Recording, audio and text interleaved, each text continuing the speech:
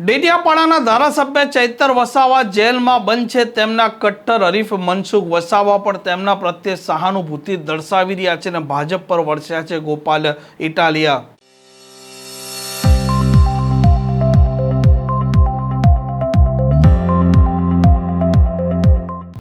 નમસ્કાર, આપ જોઈ રહ્યા છો હોટલાઇન ન્યૂઝ અને હું છું આપણી સાથે તોફિક ગાંચી. સાંસદ મનસુખ વસાવા જે પ્રકારે ચૈતર વસાવા સહિત 9 લોકો જેલમાં ગયા, જેમાં 5 પુરુષ 4 મહિલા હતા અને એક મહિલાને ગુજરાત હાઈકોર્ટે જામીન આપ્યા, જેમના સાથે 18 દિવસનું બાળક હતું. તેમના પ્રત્યે મનસુખ વસાવા સહાનુભૂતિ દર્શાવી રહ્યા છે. આદિવાસી લોકો ડેડિયાપાડામાં એકત્ર થાય છે, પરંતુ ચૈતર વસાવા છે તેમને ભાજપે ફસાવ્યા છે, આવો આરોપ આમ આદમી પાર્ટીના નેતા લગાવી રહ્યા છે અને ગોપાલ ઇટાલિયા ફરી એક વખત ચૈતર વસાવાના મામલે ભાજપ પર વરસ્યા છે.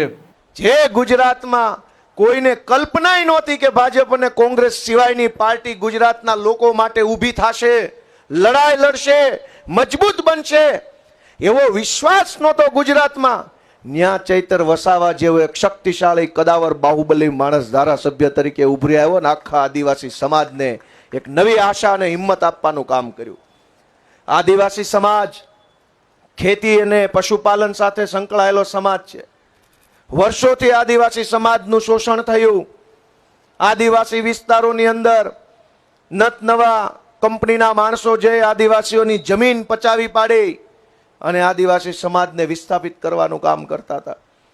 ચૈતર વસાવા એક એવા યુવા નેતૃત્વ તરીકે ઉભરી આવ્યા કે એણે આખા સમાજને હૂંફ આપવાનું, હિંમત આપવાનું, વિશ્વાસ આપવાનું અને કંઈક એમના હક અધિકાર અપાવવા માટેનું કામ કર્યું. દોસ્તો, ચૈતરભાઈ માટે એકવાર આપણે જોરદાર તાળીઓ પાડીએ.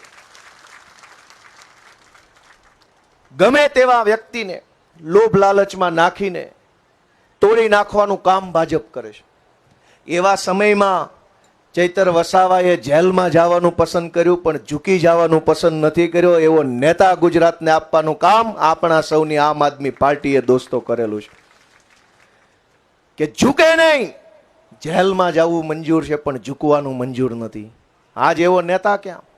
આમ આદિવાસીઓના ચૈતર વસાવા અવાજ ઉઠાવતા હતા. તે મામલો અત્યારે આમ આદમી પાર્ટીના નેતાઓ આગળ કરી રહ્યા છે અને ભારતીય જનતા પાર્ટી પણ ચૈતર વસાવાને જે ધારાસભ્ય પદ છે તે મામલે અત્યારે તેલ અને તેલની ધાર જોઈ રહી છે તેવી પણ વાતો સામે એટલે આવી રહી છે કે ચૈતર વસાવા આદિવાસી વિસ્તારમાં મોટો ચહેરો છે. આ પ્રકારના સમાચાર માટે હોટલાઇન ન્યૂઝ જ્યાં ચેનલને લાઇક, શેર અને સબસ્ક્રાઇબ કરવાનું ભૂલતા નહીં. નમસ્કાર. આવા પ્રકારના વિડીયો તમને જોવા ગમતા હોય તો હોટલાઇન ન્યૂઝ ચેનલને લાઇક, શેર અને સબસ્ક્રાઇબ કરો.